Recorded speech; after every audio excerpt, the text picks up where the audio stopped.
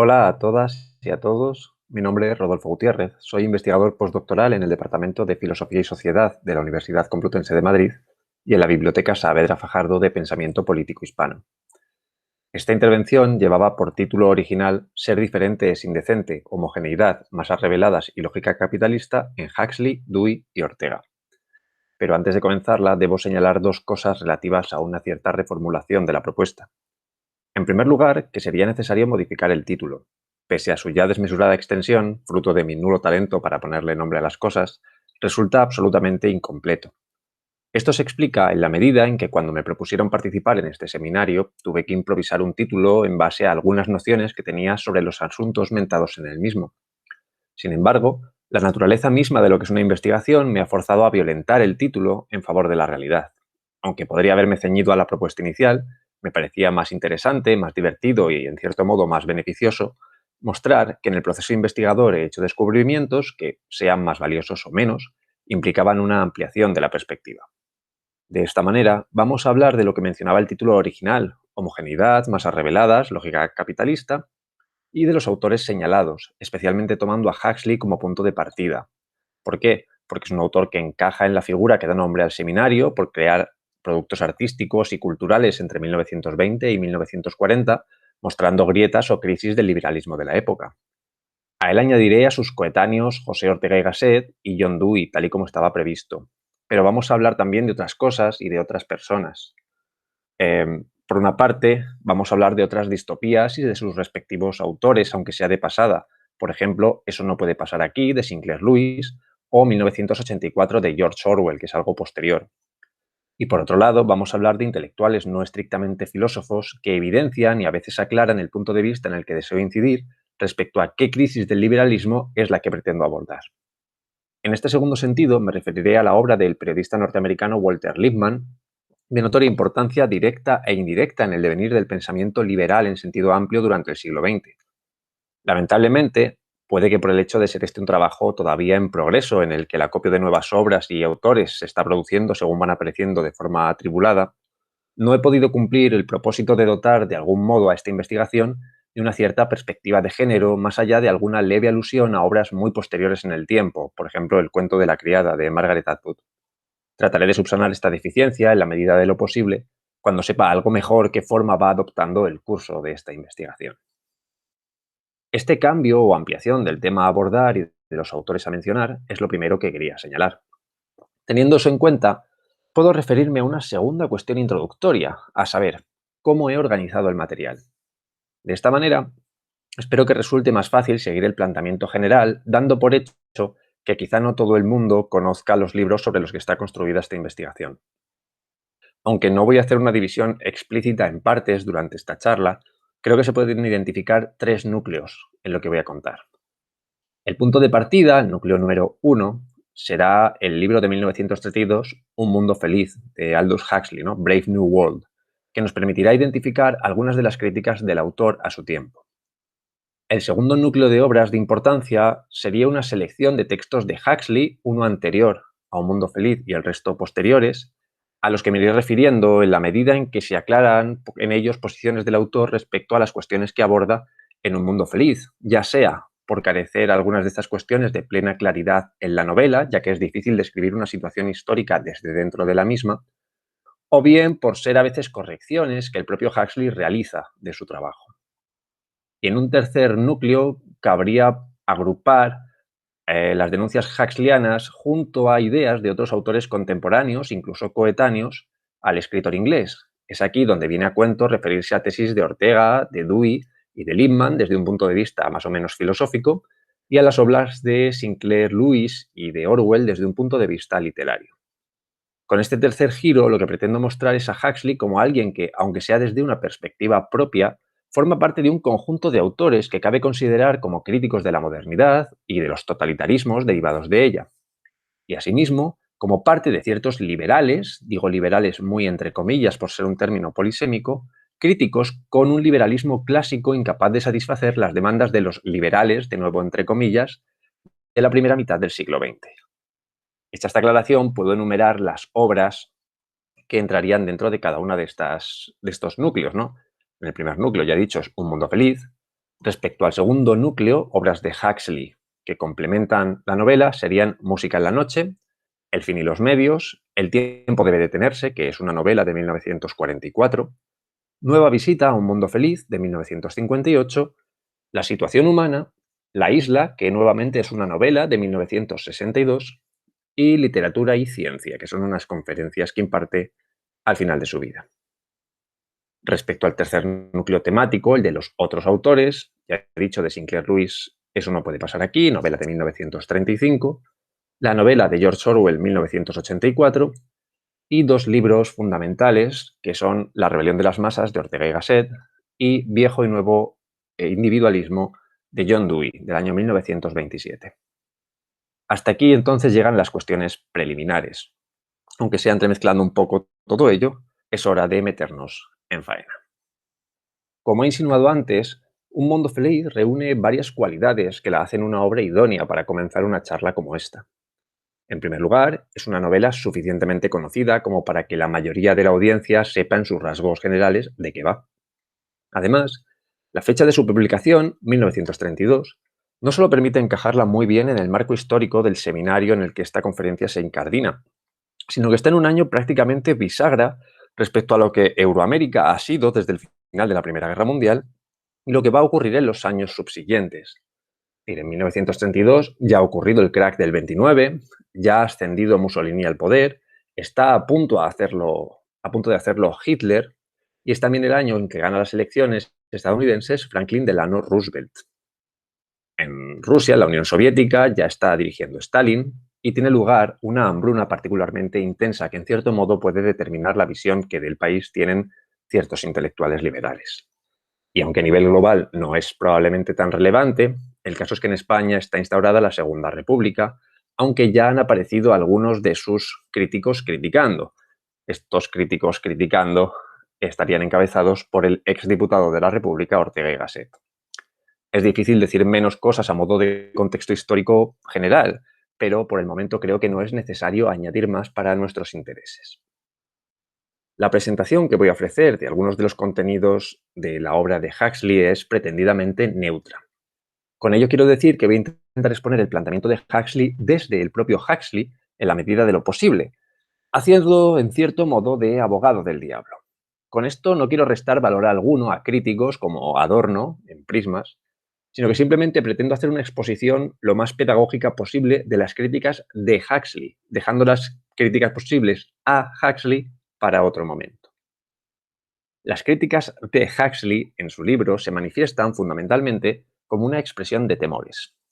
Tal y como yo lo veo, la inmensa mayoría de los distópicos procesos que tienen lugar en el mundo hipertecnificado de su novela son, y él lo sabe, exageraciones de tendencias que aprecia en su momento y que, lejos de ser peligros que vayan a tener lugar en el siglo VII después de Ford, en el que la obra se sitúa, prevé más bien que sucedan en la proximidad temporal de su época, aunque sea en un grado no tan exagerado. Como el tiempo del que dispongo aquí es limitado, o debe serlo, daré en trazo grueso algunas de las líneas maestras de su crítica.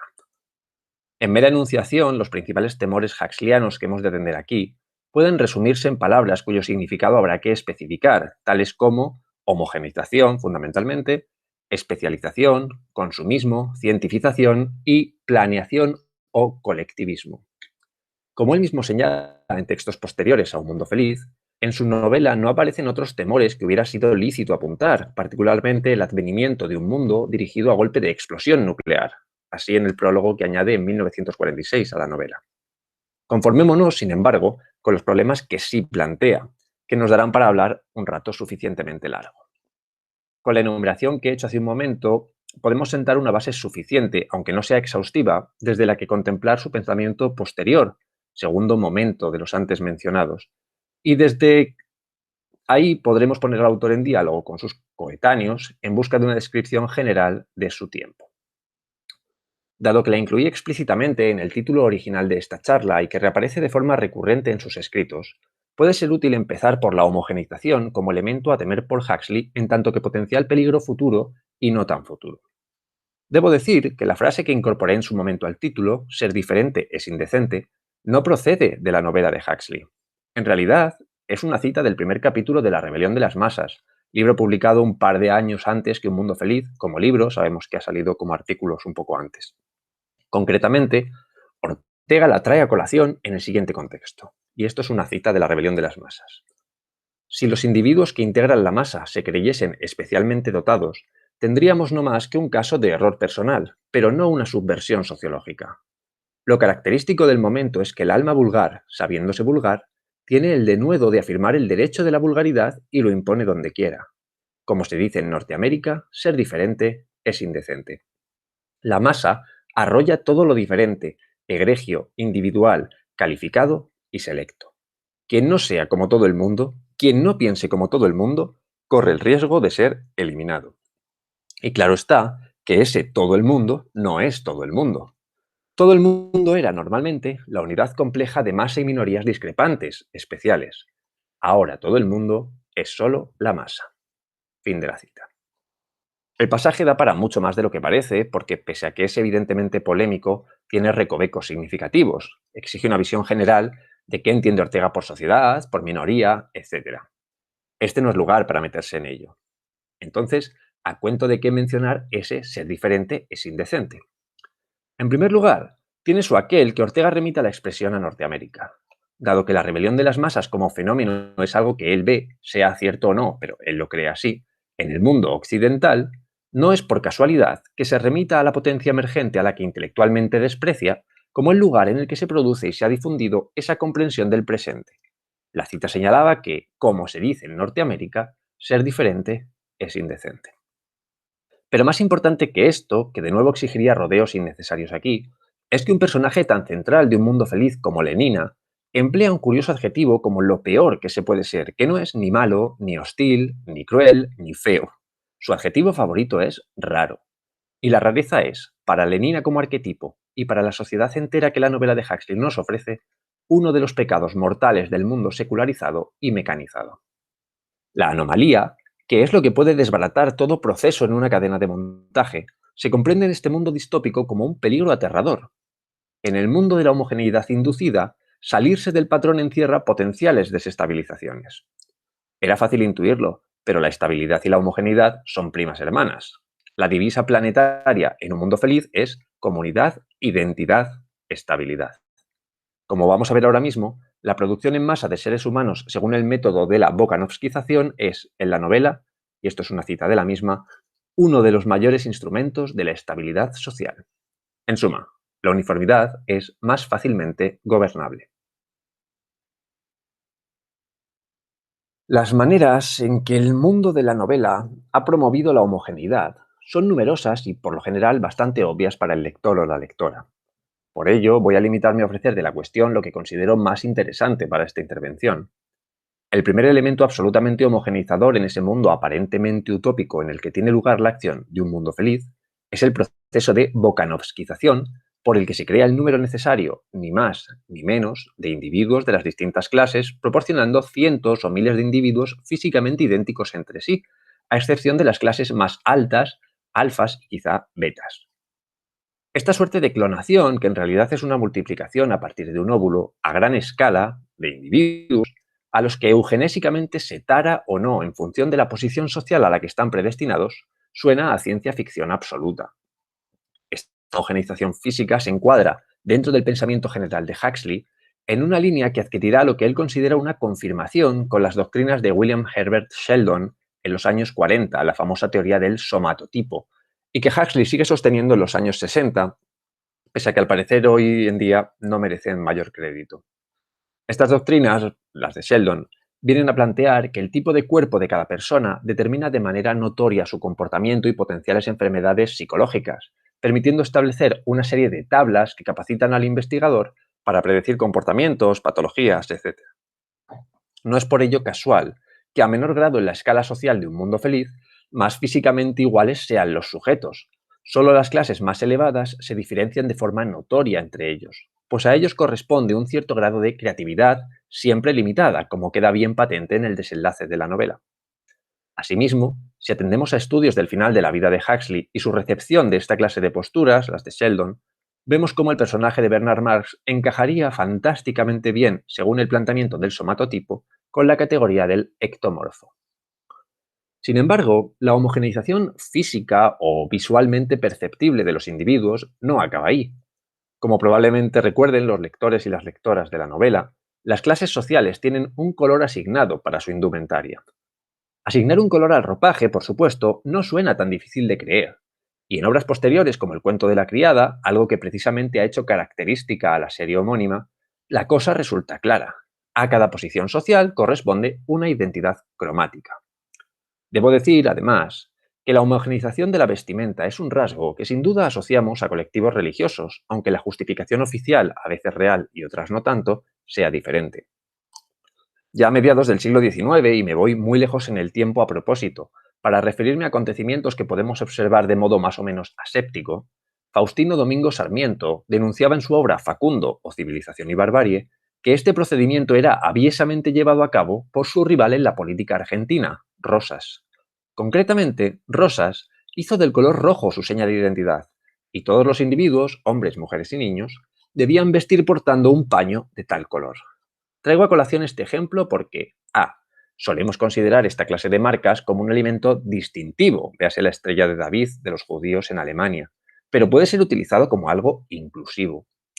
Y B, y más significativo ahora, Sarmiento, con el que por supuesto cabe discutir absolutamente todo, considera que Rosas está llevando a la sociedad argentina los modos y las maneras de los gauchos respecto al ganado. La cinta roja es el equivalente a la marca con el que, con un hierro al rojo, el propietario de las reses señala su propiedad. La homogeneización en el vestir, y aquí es donde cabe establecer el paralelo extraño este que he traído a colación entre Huxley y Sarmiento, en tanto que es impuesta, señala una subordinación incluso de quienes están en lo más alto de la pirámide social. Los ricos afines a Rosas debían portar su roja identificación, así como los alfas y los alfas más de un mundo feliz visten como está mandado. Huxley va a dar a esto un giro más. La homogeneización va a suponer una disolución de la individualidad en el colectivo y va a permitir identificar, naturalmente, a cualquiera que tenga un comportamiento o apariencia que quepa considerar díscolo o, por usar la palabra fetiche de Lenina, raro. Aunque me parece que es evidente, debo explicitar algo. La homogeneidad que existe en un mundo feliz, y en el caso de los ropajes y de las clases se aprecia de una forma muy clara, no es una homogeneidad total, en el sentido de que no se trata de que todos los individuos deban equipararse hasta la confusión para su disolución en una masa general. Para empezar, porque tal y como la propia novela muestra, una sociedad de individuos absolutamente iguales resulta sorprendentemente inestable. Es preciso organizarla en clases superiores e inferiores. El hecho de que Huxley matice esto, por supuesto, hace en cierto modo más creíble la novela. Son las distintas clases las que, hacia adentro, promueven la identificación de sus miembros, generando una identidad común que, a su vez, les diferencie del resto de clases. Así, la hipnopedia nocturna a que la novela se refiere refuerza esto de una forma muy clara. A cada individuo se le reafirma en su clase diciéndole en sueños lo horrible que sería pertenecer a cualquiera de las otras clases, bien por ser clases más degradadas o, en caso de ser clases superiores, porque supone mucho esfuerzo, mucho trabajo y una peor calidad de vida. Como tendremos ocasión de ver en un momento posterior, estos matices adquieren plena significación en el pensamiento empapado de filosofías orientales que Huxley profesa y que llevan a pensar en una especie de todo universal del que somos particularizaciones tanto los individuos como los animales y las cosas. Y esto lo anticipo ya, tanto por mi formación y vida en la cultura occidental como por mi nulo acceso al ácido lisérgico, la propuesta de Huxley me resulta un poco difícil de apresar, aunque paradójicamente su inapresabilidad conceptual o meramente intelectual va a ser algo a reivindicar tanto por él como por otros autores que mencionaré. No adelantemos de momento acontecimientos.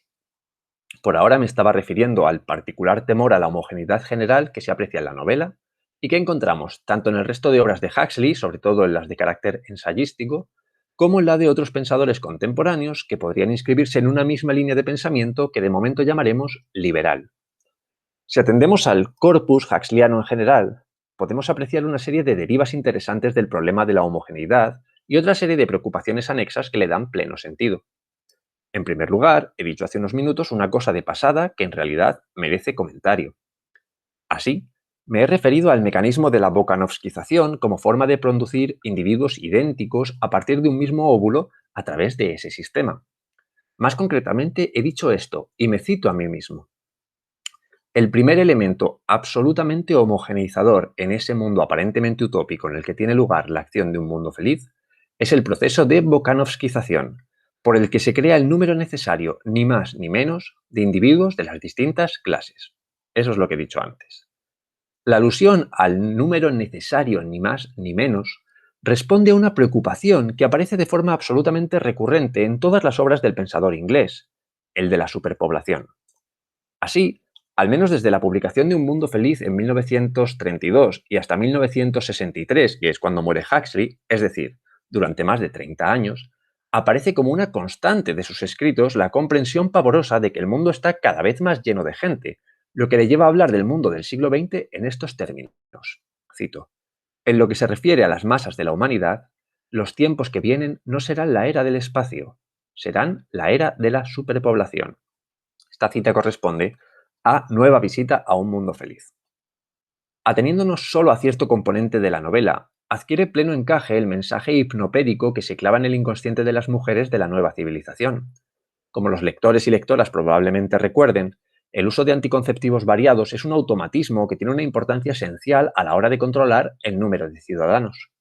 Por otra parte, el uso generalizado de anticonceptivos ha de vincularse también con la visión perversa de la familia como algo salvaje en el mundo puramente racionalizado en el que los personajes deben desenvolverse.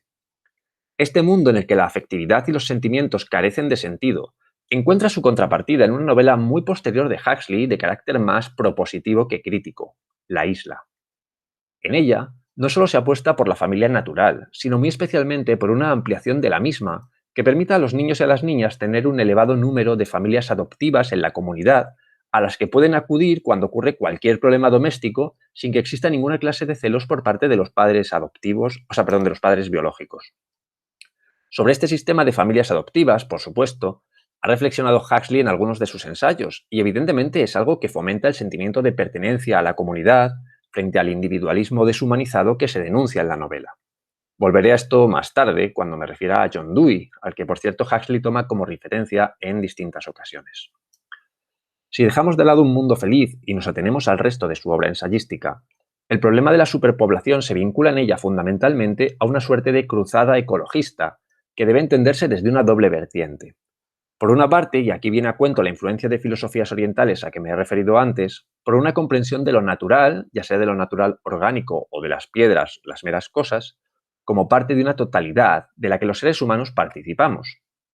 Por otra parte, y esto es más intuitivo o más fácilmente inteligible, el temor de Huxley tiene que ver con cómo van a poder mantenerse los recursos que permitan la existencia pacífica y democrática de una población cada vez mayor. A propósito de este aumento constante de población, y lo menciono solo de pasada por ahora, como todo, es uno de los fenómenos que Ortega trabaja en el ya citado primer capítulo de La rebelión de las masas.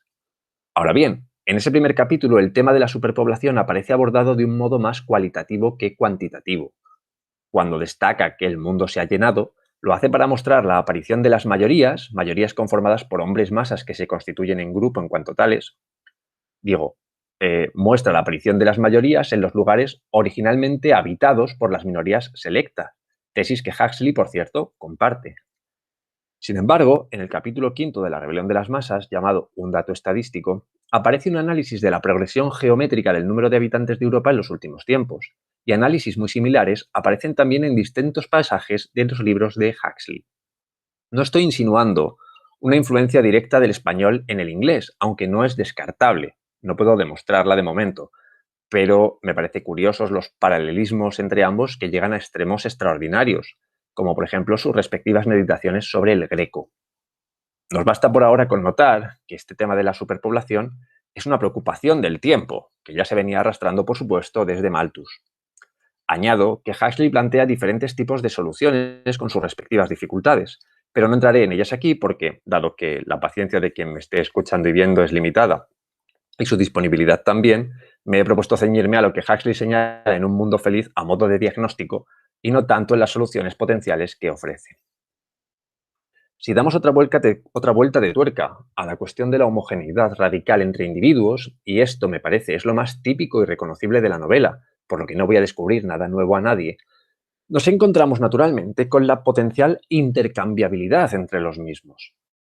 A excepción de los personajes alfa y quizá los beta, la identificación de la población con partes anónimas de un mecanismo social supone una reducción de las personas a mero número. Siendo esto, como he señalado, prácticamente una perogrullada incluso para el lector o la lectora más casual del texto, me voy a limitar a sacarle una mínima punta a la cuestión de forma que nos permita relacionarla con lo que diré más adelante. La identificación entre un individuo y la parte de una máquina, esto es, la comprensión de los ciudadanos como parte de una cadena de montaje en ese mundo de Ford, es una crítica obvia a un modelo productivo basado en la división del trabajo, etc. Naturalmente, en esta misma línea podemos apreciar muchos otros pasajes artísticos más o menos mainstream o reconocibles, como la famosa escena de Charlotte en tiempos modernos. Si tomamos en cuenta únicamente los intereses de esta charla, es preciso señalar que esta clase de identificaciones generaron a comienzos del siglo XX una relación entre capitalismo y pragmatismo norteamericano, suponiendo que éste resultaba una filosofía especialmente adecuada a aquel. Permitid que me detenga muy brevemente en esto porque va a ser esencial para lo que voy a decir más tarde. Si nos atenemos al tópico injusto pero influyente, el pragmatismo y su teoría de la verdad habrían vinculado de un modo a dicha verdad con la utilidad y, en último extremo, supondría una confusión notoria entre los medios y los fines.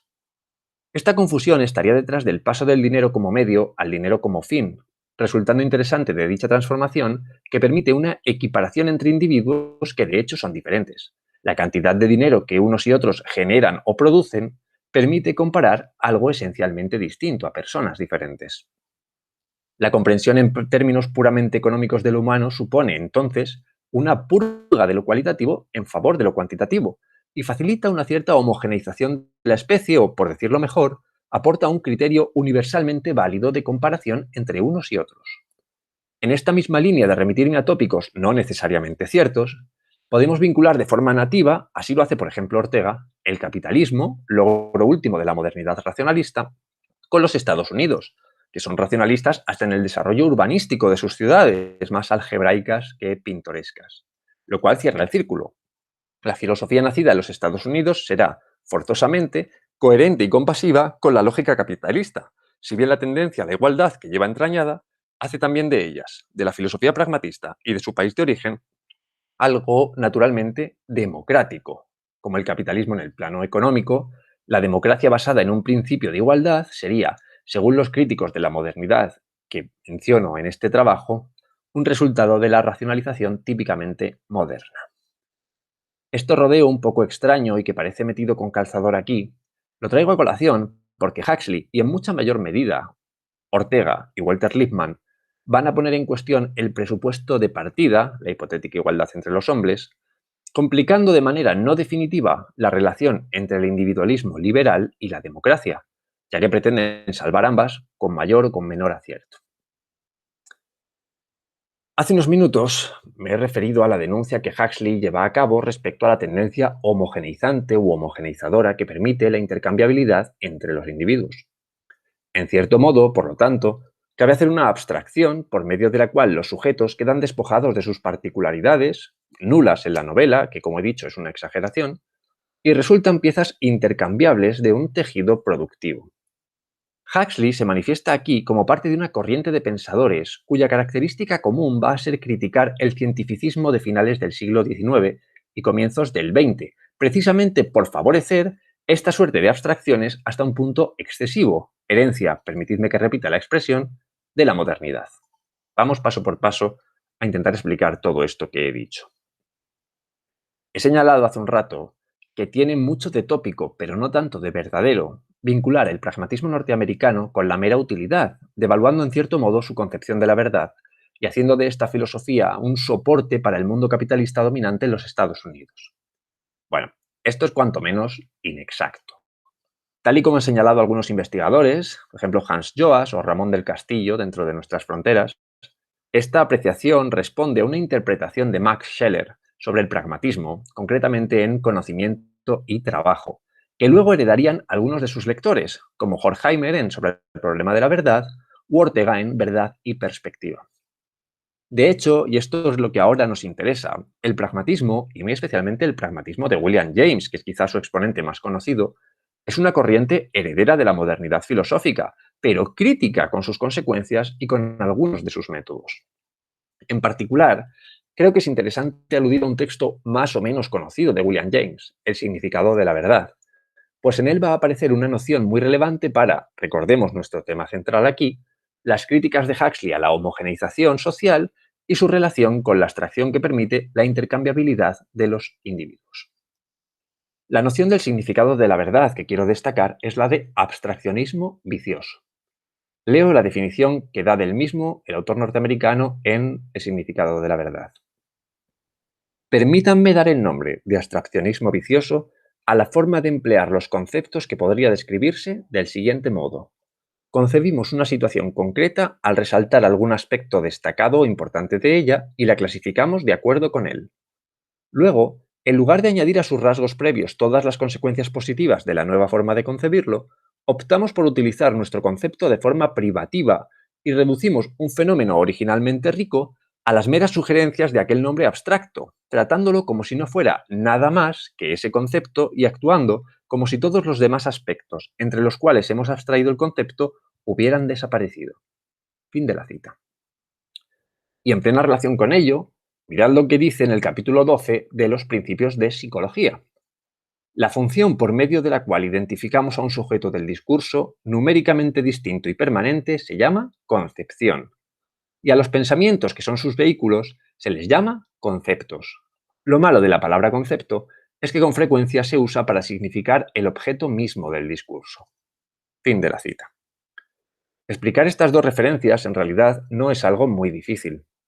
Lo que James está destacando es un peligro, el del abstraccionismo vicioso, que consiste en confundir el concepto de una cosa con la cosa misma conceptuada.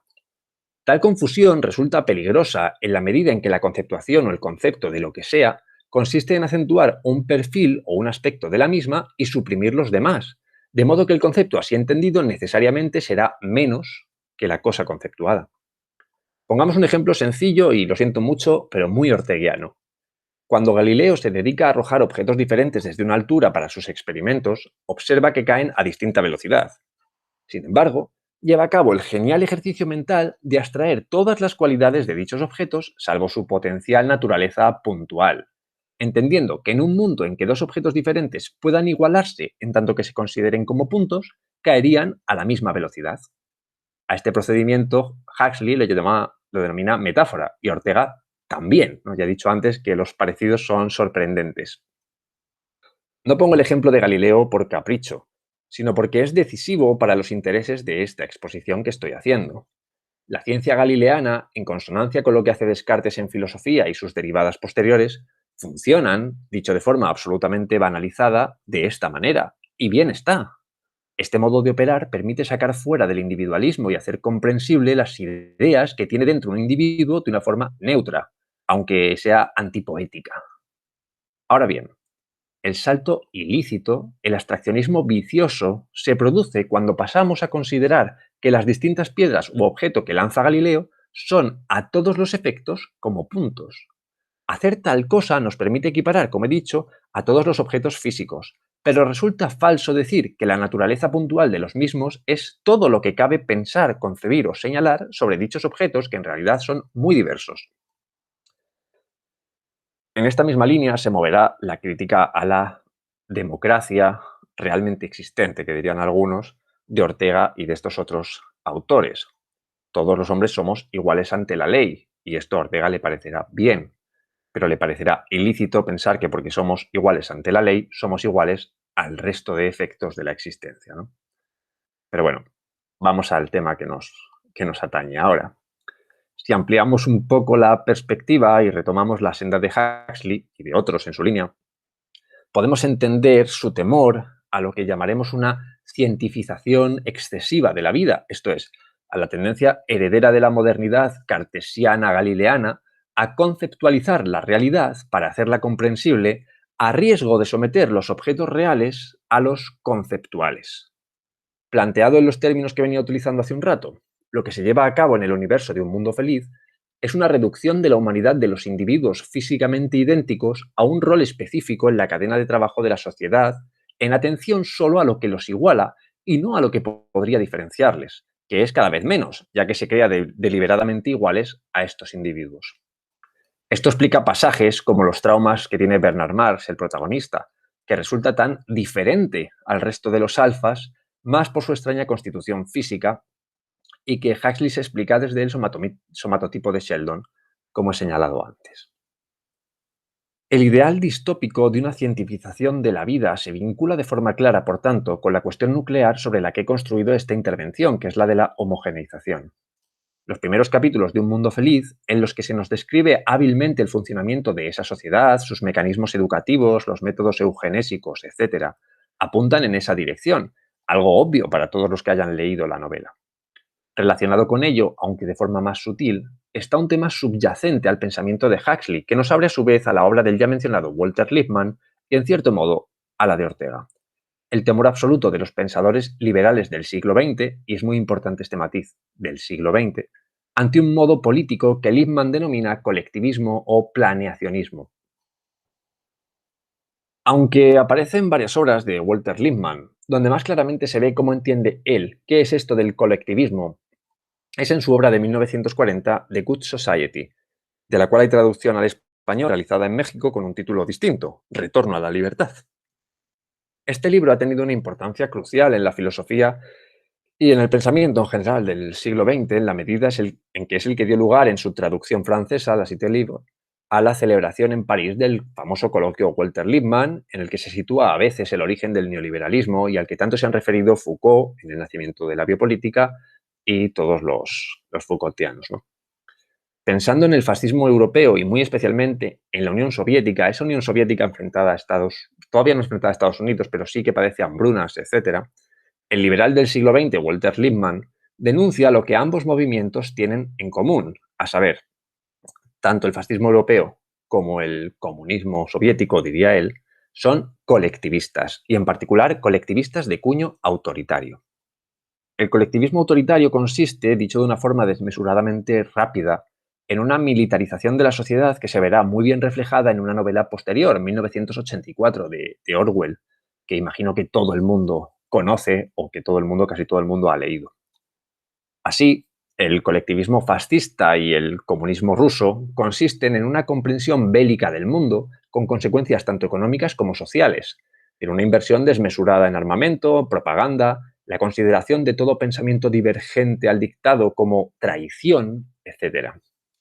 Así, el colectivismo y la guerra son tal para cual, favoreciéndose mutuamente y generando una espiral de la que resulta imposible salir. De entre las muchas características que el colectivismo ofrece, según Lippmann, por supuesto, la que ahora resulta esencial es la siguiente. El dirigente o los dirigentes se consideran a sí mismos como conocedores de los deseos y de las inclinaciones de todos los individuos de la nación, que además serán los mismos, todos desearán lo mismo. De manera que pueden planear, y de ahí que Lippmann los llame movimientos planeadores o planeacionistas, el curso de acción en base a unos fines.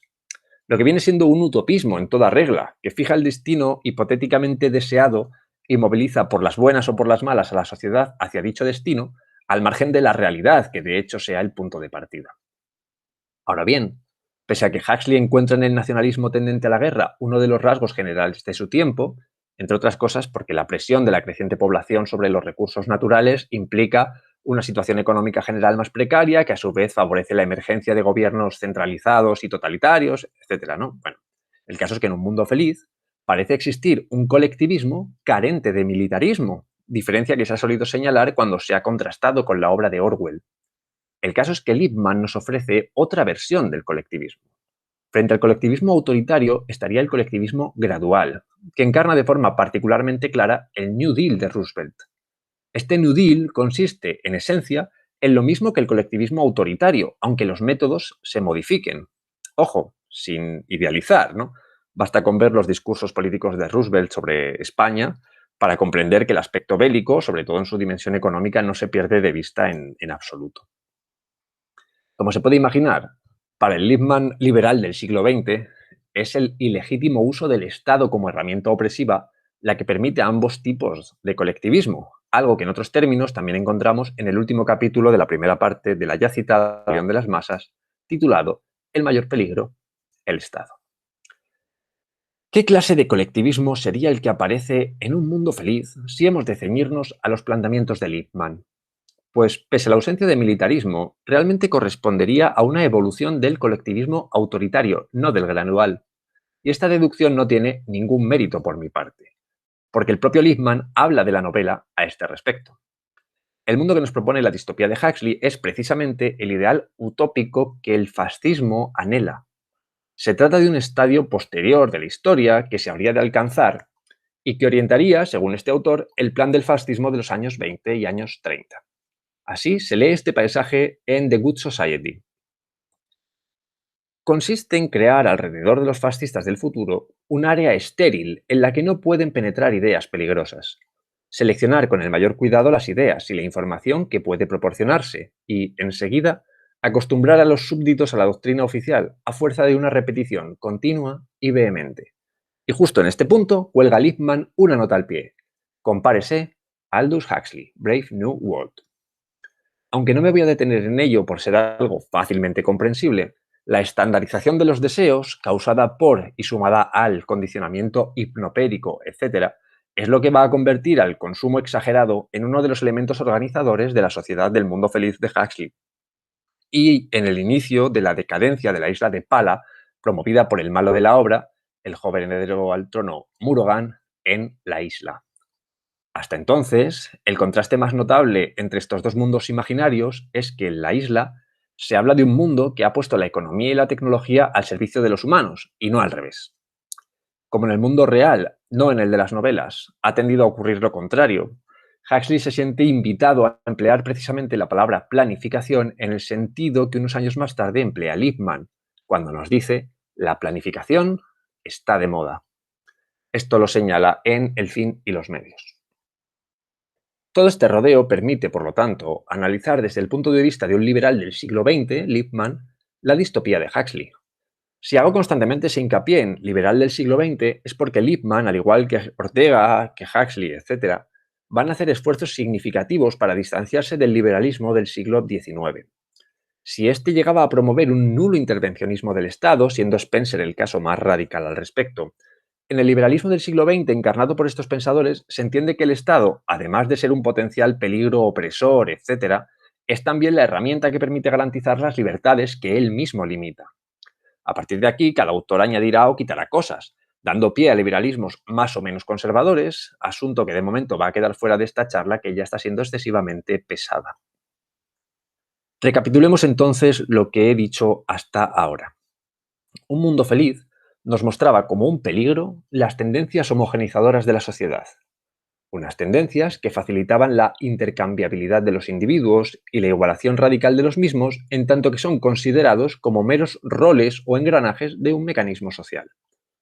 Asimismo, la homogenización va de la mano de una tendencia colectivista en la medida en que permite dictaminar un destino al que orientar a la sociedad, suponiendo unos deseos, anhelos, etcétera, que serán iguales y potencialmente conocidos por los mandos dirigentes. La planeación social o colectivismo tiene, por tanto, un notorio enemigo en toda espontaneidad individual de carácter creativo, capaz de poner en cuestión algunos de los dogmas, decisiones, etcétera, del poder establecido en cualquier ámbito, político, cultural, científico o lo que sea. Leo una cita de Un Mundo Feliz. Estabilidad, continuó el interventor. Estabilidad. No cabe civilización alguna sin estabilidad social.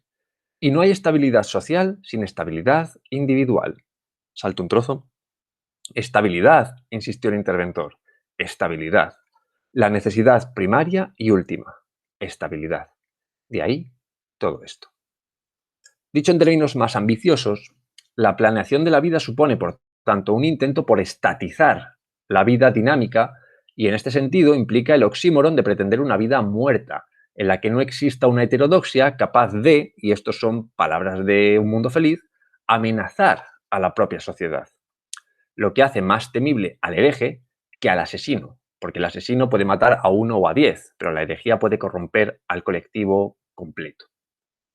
como es natural, el motor narrativo tanto de Un Mundo Feliz como de 1984 o de Eso no puede pasar aquí, la novela de Sinclair Lewis en la que Roosevelt no gana las elecciones, las gana un populista que deviene un tirano, se basan en figuras que emprenden este camino heterodoxo, ¿no? Ya sea de una forma más heroica, caso de Doremos Jessop en la novela de Sinclair Lewis, o más miserable, caso de Bernard Marx en la obra de Huxley, o incluso un término medio, que sería Winston Smith en el texto de Orwell. Si nos centramos de nuevo en el autor que se supone que nos sirve para poner orden en todo lo que estoy contando, Huxley, vemos que la lucha entre la vida espontánea y lo planeado se encarna en dos aspectos coherentes de su filosofía que ya he mencionado dispersamente aquí y que ahora me propongo unificar: la crítica a la hipercientificación de la vida, por una parte, y la reivindicación de una filosofía un tanto psicotrópica de raigambre oriental, por otra. Ya he mencionado cómo la ciencia tiende a conceptuar la realidad de forma legítima a la hora de intentar comprenderla. Esto es tanto como parcelar lo que por esencia no es divisible, marcando una serie de límites que hacen de cada concepto algo estanco, bien limitado, claro y distinto, que diría Descartes.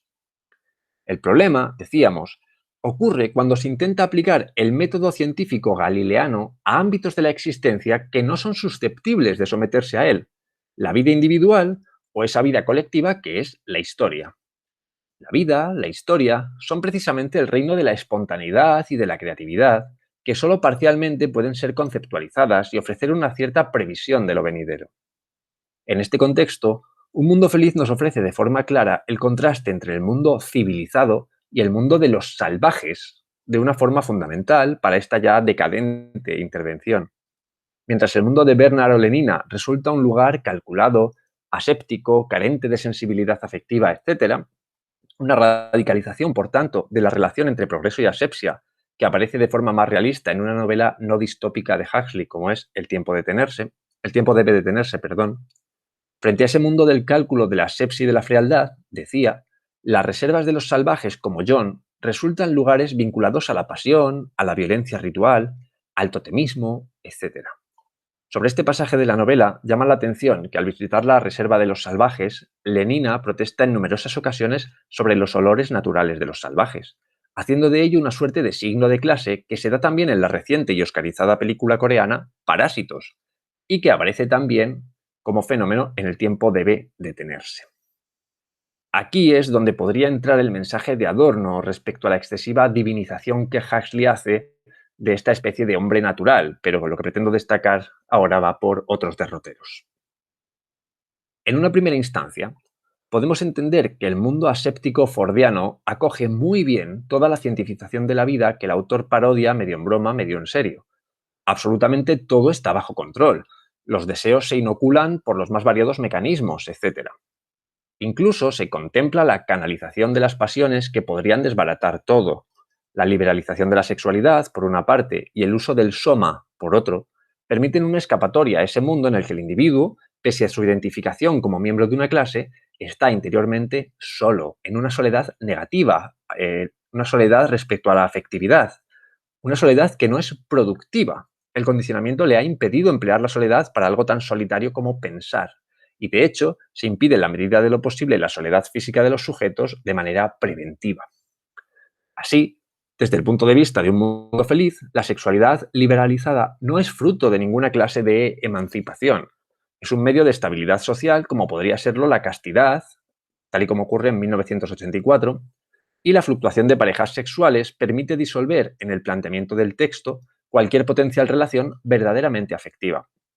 De hecho, cuando el amor se abre paso, que es lo que le ocurre al salvaje John con Lenina, entre los cuales el propio John impide que haya ninguna clase de relación física, el sistema se hunde, claro.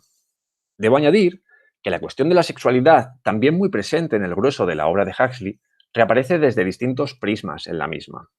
Ciñéndome solo a sus novelas o a las novelas más conocidas, vemos cómo en La isla aparece la antítesis de un mundo feliz a este respecto.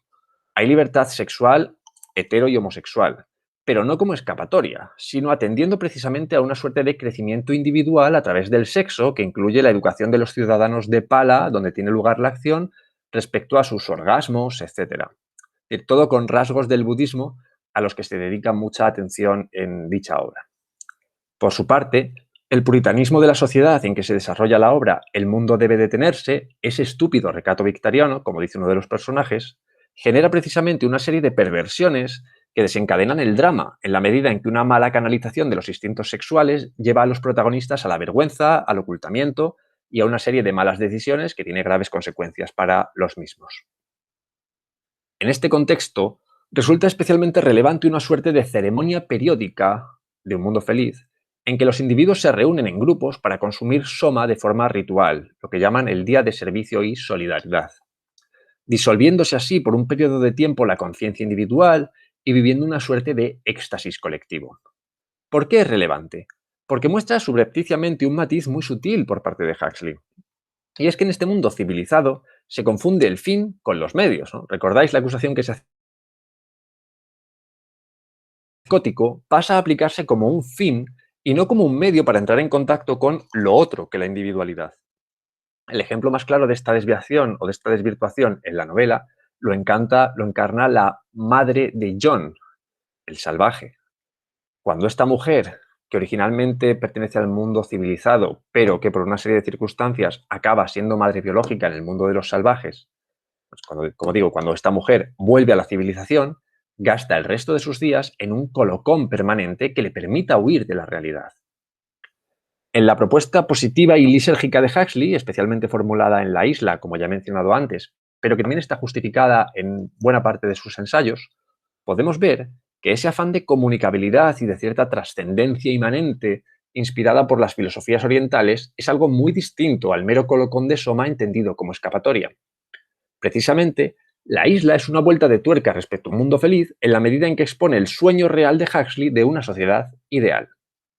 Es una sociedad en la que, sin desdeñar los avances tecnológicos aplicables, se concede un singular valor a todas las otras dimensiones de la vida no del todo matematizables o conceptuables, incluso intelectualmente contradictorias desde el punto de vista de la ciencia occidental.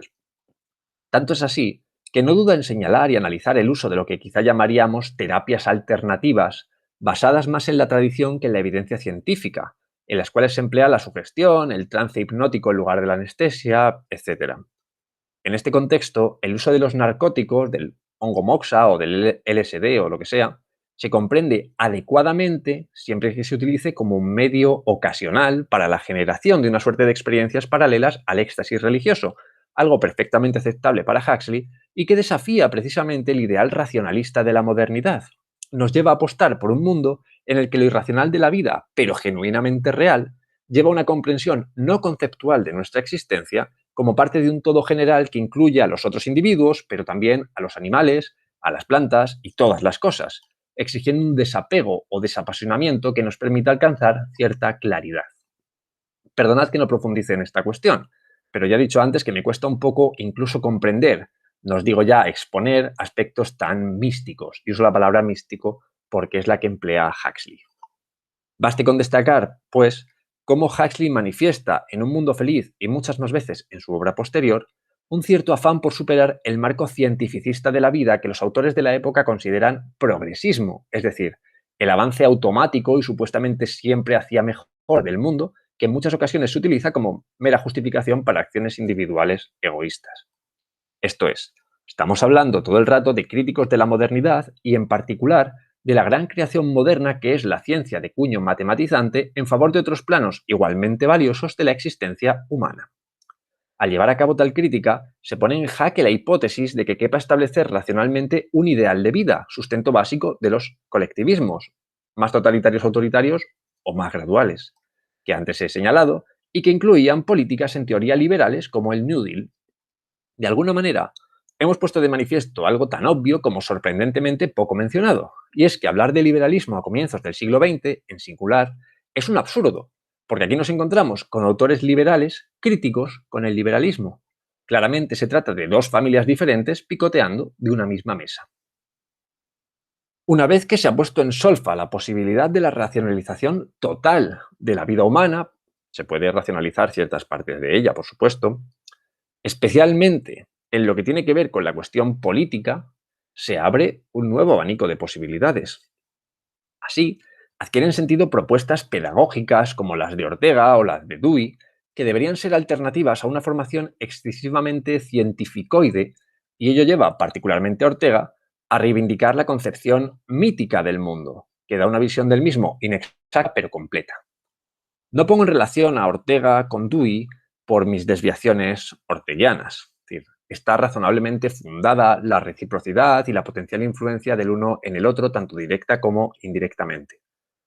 En la propuesta de ambos nos encontramos un afán por potenciar la formación humanística de los científicos y la formación científica de los humanistas. Así en Misión de la Universidad de Ortega y en infinidad de textos deweyanos. Ni que decir tiene que, aunque sea desde un punto de vista un tanto específico, también en Huxley encontramos esta cuestión de forma particularmente clara en textos postreros de su vida, como la novela La isla, que ya he mencionado, Literatura y ciencia, o al comienzo mismo de La situación humana, un ciclo de conferencias que comienza del siguiente modo, y cito a Huxley. Como todos sabemos, aprender poco es peligroso. Ahora bien, adquirir mucho conocimiento altamente especializado también lo es. De hecho, en ocasiones, resulta incluso más peligroso que lo primero. Hoy en día, uno de los mayores problemas de la enseñanza superior es cómo conciliar el afán de aprender mucho, es decir, de adquirir conocimiento especializado, con el afán de adquirir un conocimiento básico, el cual nos proporciona la forma más amplia, pero también más superficial, de afrontar los problemas humanos. Fin de la cita. Esto aparece, de forma quizá menos obvia, en la segunda página de Un Mundo Feliz. Efectivamente, ya en el primer capítulo de la novela, cuando se está presentando cómo debería formarse a los nuevos científicos encargados para el futuro proceso de creación de seres humanos, se lee lo siguiente. Recordemos el contexto. Se está parodiando lo que voy a leer ahora. Desde luego, algún tipo de idea general debían tener del funcionamiento general del laboratorio y sus departamentos, y no solo del puesto exacto de trabajo que iban a desempeñar esos científicos. Si habían de llevar a cabo su tarea inteligentemente, pero no demasiado grande si habían de ser buenos y felices miembros de la sociedad, a ser posible. Porque los detalles, como todos sabemos, conducen a la virtud y la felicidad, en tanto que las generalidades son intelectualmente males necesarios. Es decir, en el mundo distópico que nos ofrece Un Mundo Feliz, precisamente se promueve lo contrario que Ortega y Dewey están requiriendo. Ergo podemos concluir que Huxley desea lo mismo que Ortega y Dewey. Desde el punto de vista que en el título original de esta charla traté de ofrecer, esta necesidad de formar a los científicos más allá de su mero ámbito trata de oponer resistencia a lo que Ortega llama la barbarie del especialismo, a la que antes había llamado Racenó la invasión vertical de los bárbaros. La tesis es sencilla de entender. Pese a que los términos han tendido a confundirse, el científico especializado y cualquier otro especialista puede ser un bárbaro, un hombre masa, en la medida en que carezca de cierta peculiaridad, a saber, la de someterse a una dimensión que considere superior. Así se entiende la nobleza, tanto por Ortega como por Huxley, ¿no? Como nobleza obliga. Así, el científico resulta para Ortega un ejemplo de bárbaro o de hombre masa en la medida en que, siendo experto en su tema pero indocto en otros, no necesariamente académicos, se niegue a ponerse en una posición subalterna cuando corresponda, tratando de emular a los mejores. Si volvemos a la primera cita del primer capítulo de La rebelión de las masas, que no por casualidad te traigo a colación al empezar esta charla, podemos ver que el científico es tan capaz como cualquiera de imponer la vulgaridad por donde quiera, considerándose perfectamente legitimado para ello. Bernard Marx, pese a sus inquietudes y sus capacidades, resulta un miserable acomplejado que incurre recurrentemente en esto, a diferencia de Mustafa Mon, del interventor mundial, o de su amigo Helmholtz Watson. El mundo hipertecnificado y aséptico de Un Mundo Feliz, como también el mundo claustrofóbico de 1984, o los Estados Unidos de los años 30 a los que se refiere Sinclair Lewis en Eso no puede pasar aquí, son mundos en que ha imperado una masa revelada que ha liquidado a las minorías creativas o egregias. En la otra cara de la moneda, esto es, en el mundo real de los años 20 y 30, Huxley, Ortega o Dewey van a ver este fenómeno en los movimientos totalitarios emergentes y bárbaros, históricamente arcaicos, que tienen lugar en Italia, en Alemania, en Rusia o España un poco más tarde, a los que van a calificar precisamente como antiliberales. Va siendo hora de terminar esta reflexión. Para ello, quiero mencionar un intento de solución a estos problemas que los autores aquí trabajados, de forma especialmente clara Dewey, que es el de mayor entidad, seguramente, nos propone. Hemos visto cómo el mundo de comienzos del siglo XX es un universo marcado por una cierta lógica capitalista, tendente a producir un tipo de individuo que, formando parte de un grupo, resulta ser interiormente un solitario. Así, pese a la dimensión homogeneizadora que he tratado de traer a colación y en la que me he demorado, ha habido ocasión de mencionar que los sujetos se encuentran solos y buscando salidas artificiales para dicha soledad. Como contrapartida, Huxley nos había mostrado un acercamiento a una salida. Su propuesta en libros como La isla parecía apostar por un nuevo modo de comprender la familia y, por extensión, lo que podemos llamar la comunidad. Frente al colectivo al que se pertenece mecánicamente, Huxley propone una sociedad organizada alrededor de concepciones menos científicas, pero más humanas. En este contexto, quiero traer a colación un libro de 1927, es decir, de la misma época en que han aparecido Un mundo feliz, La rebelión de las masas, Eso no puede pasar aquí, etc. Se trata de la obra de John Dewey, Viejo y Nuevo Individualismo, en el original Individualism Old and New. En él, Dewey trata de dar salida a un problema, la de cómo pueden orientarse vitalmente los individuos nacidos en un mundo de grandes corporaciones en el que los valores tradicionales y trascendentes, no necesariamente religiosos, han perdido la dimensión directiva y que históricamente tenían y que servía al individuo para anclarse en la colectividad. Así, y por dar un contexto muy general del contenido del libro, dice Dewey: el factor espiritual de nuestra tradición, la igualdad de oportunidades y la libre asociación e intercomunicación se ha visto oscurecido y desplazado. En lugar del desarrollo de aquellas individualidades que profetizaba, lo que se da es una perversión del ideal entero de individualismo para ajustarse a las costumbres de una cultura del dinero. Se ha convertido en la causa y la justificación de las desigualdades y opresiones. De ahí nuestros compromisos, así como los conflictos en los que los fines y criterios se han distorsionado hasta lo irreconocible. Confío en que todo el rato que he estado hablando haya servido para que todas las ideas aparecidas en esta cita nos resulten ya mínimamente familiares. Ante este panorama, la apuesta de Dewey resulta sumamente coherente con la huxleyana, a mi modo de ver. Se trata de formular un nuevo individualismo, punto netamente liberal, que sin embargo no implique la soledad y la desconexión de los individuos. En este plano, hay que salvar a lo que Dewey denomina el individuo perdido, de ahí que hablase yo antes de desorientación. Habrá que detectar qué tendencias de la tecnología promueven un cierto corporativismo frente a un individualismo que solo entiende el crecimiento económico y moral como algo privado y exclusivo. De este modo, la apuesta educativa a que anteriormente me he referido, a la que Huxley llama educación para la libertad, tendrá la finalidad de generar una nueva individualidad que se comprenda en relación con otros y no en soledad, que promueva la creación infinita de nuevos modos de asociación más significativa que la mera relación social mecánica. O dicho en otros términos, una apuesta por la comunidad frente a la mera sociedad, más allá de los términos de tenis. Por supuesto, esto implica necesariamente la apuesta decidida por una espontaneidad que es incompatible con el colectivismo planeacionista. La necesidad de la democracia como mecanismo que implique al individuo en el desarrollo social. Aquí cabría hablar de la polémica entre Lippmann y Dewey, pero bueno, se implica también la participación de los trabajadores en las decisiones y en las orientaciones de la industria, aunque haya luego una serie de líderes.